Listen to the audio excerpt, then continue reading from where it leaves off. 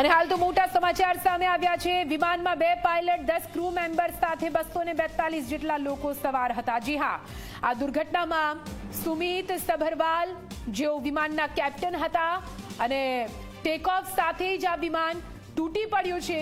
કેમ કે જે આ પહેલા પણ અમે આપને જણાવ્યું હતું કે 1:39 કલાકે અમદાવાદથી ટેકઓફ થઈને આ વિમાન નીકળ્યું હતું। રનવે 23 થી ઉડ્યું હતું આ વિમાન અને 1:39 કલાકે ટેકઓફ થયેલું આ વિમાન અચાનકથી ક્રેશ થઈ ગયું। અમદાવાદમાં તૂટી પડેલા વિમાનમાં 242 લોકો સવાર હતા। 242 લોકો સવાર હતા પ્લેનમાં। તૂટી પડેલા વિમાનમાં 2 પાયલટ સહિત 10 જેટલા ક્રૂ, કેબિન ક્રૂ પણ હતા।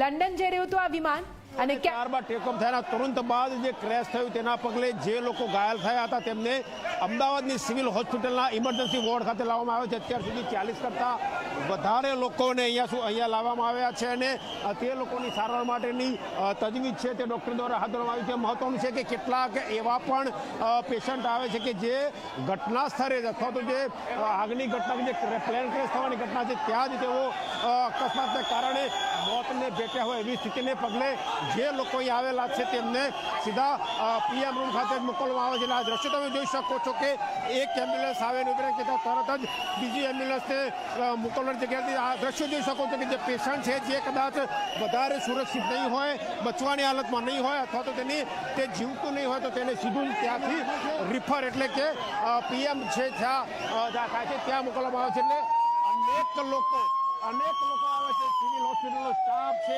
તે અહીંયા ખડે પગે જોવા મળી રહ્યો છે।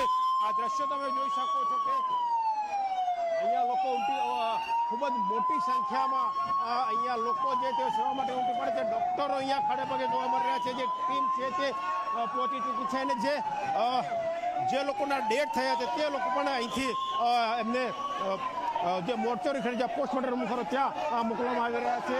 એક બાદ એક એમ્બ્યુલન્સ અહીં આવી રહી છે અને તેમને અહીંયા સુધી પહોંચવાની એક સુરક્ષિત વ્યવસ્થા જે છે તે તંત્ર દ્વારા કરવામાં આવી છે। કોઈ પણ પ્રકારની કટોકટી સર્જાય ત્યાં માટે શું સ્થિતિ હોય તે ઉત્તમ અત્યારે અહીંયા જોવા